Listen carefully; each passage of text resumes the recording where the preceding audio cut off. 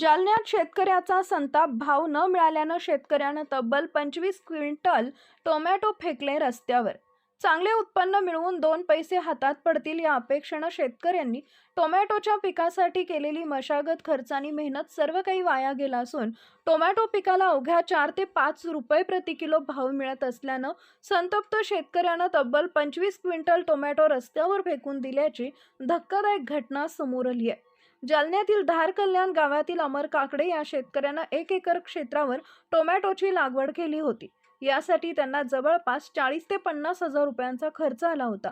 पीकही चांगलं आलं, उत्पादनही मोठ्या प्रमाणात झालं. मात्र जेव्हा विक्रीसाठी टोमॅटो बाजारात नेले तेव्हा व्यापाऱ्यांनी केवळ 4 ते 5 रुपये प्रति किलो दर देण्याची तयारी दर्शवली. या कवडीमोल दरामुळे संतप्त झालेल्या अमर काकडे यांनी आपला संताप व्यक्त करत 25 क्विंटल टोमॅटो रस्त्यावर फेकून दिले. दरम्यान शेतकऱ्याला उत्पादनातून चांगल्या उत्पन्नाची अपेक्षा होती, मात्र सध्याच्या दरामुळे खर्चही निघत नसल्यानं शेतकरी आर्थिक अडचणीत सापडलाय. यामुळे परिसरातील टोमॅटो उत्पादक शेतकऱ्यांमध्ये तीव्र नाराजी असून शासनानं तातडीनं हस्तक्षेप करावा अशी मागणी केली जाते.